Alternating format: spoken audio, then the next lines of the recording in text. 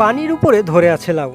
শুধু লাউ নয়, এর পাশাপাশি রয়েছে শসা, লাল শাক সহ বিভিন্ন ধরনের সবজি, যা চাষ করা হয়েছে সম্পূর্ণ জৈবিক পদ্ধতিতে ভাসমান বেডের মাধ্যমে। আমি প্রথম কাটায় লাউ এখান থেকে 48 পিস লাউ সংগ্রহ করি এবং বাজারে বিক্রয় করি, এবং আমি এই পর্যন্ত 4 বার লাউ সংগ্রহ করেছি এবং বিক্রয় প্রায় আমার 5 থেকে 5,500 টাকা এই পর্যন্ত আমি পেয়েছি। আরও 3 থেকে 4 মাস আমি লাউ সংগ্রহ করব।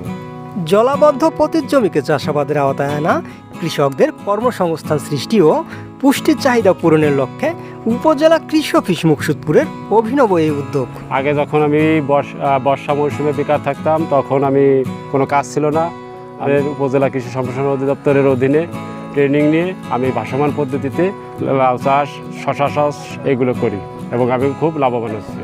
এটা এমনই এক পদ্ধতিতে চাষাবাদ যেখানে সবজি উৎপাদন করতে ব্যবহার করতে হয় না কোনো রাসায়নিক সার, কারণ কচুরিপানা ও জলজ উদ্ভিদ দিয়ে তৈরি করা হয় এই ভাসমান বেড, যা পচে তৈরি হয় উৎকৃষ্ট মানের জৈব সার, যার দরুন এখান থেকে পাওয়া যায় সম্পূর্ণ রাসায়নিক মুক্ত ও নিরাপদ সবজি। আমার এখানে যে বেড দেখতেছেন, এখানে কোনো রাসায়নিক সার লাগে না।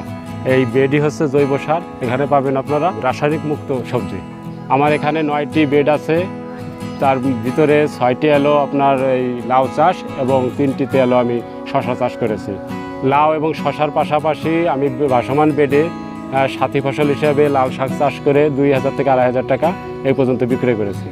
এটা নিঃসন্দেহে একটি আলোড়ন সৃষ্টিকারী পদ্ধতি। এই পদ্ধতিতে সবজি চাষ করে কৃষকরা চমৎকার ফলন পেতে পারে। আমাদের এই এলাকার বেশিরভাগ জমি বছরের 6 মাস জলাবদ্ধ থাকে। এই চিন্তাধারাকে কাজে লাগিয়ে গোপালগঞ্জ জেলার জলাবদ্ধ ও অনাবাদী পতিত জমিতে ফসল উৎপাদন কর্মসূচির আওতায় আমরা উপজেলা কৃষি অফিস মুকসুদপুরের পক্ষ থেকে কৃষ্ণচন্দ্র পালকে একটি প্রদর্শনী দিয়েছি।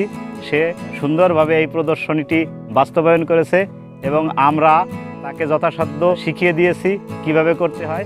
আমরা আশাবাদী যে কৃষ্ণচন্দ্রের এই পদ্ধতিতে ফসল উৎপাদন বা সবজি উৎপাদন দেখে এলাকার আরও কৃষক উৎসাহিত হবে এবং কেউ কেউ উৎসাহিত হয়েছে, তারা করতেছে। আমরা আশাবাদী যে আরও বেশি বেশি কৃষকগণ এই পদ্ধতিতে সবজি চাষ করে লাভবান হবে।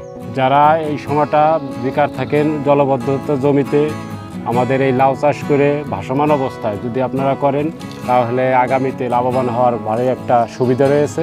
অর্থাৎ আমি এই যে গত মঙ্গলবারে লাউ বিক্রি করেছি, আশা করি শনিবারে হাটে আরও 20 থেকে 25টা লাউ আমি বিক্রি করতে পারবো।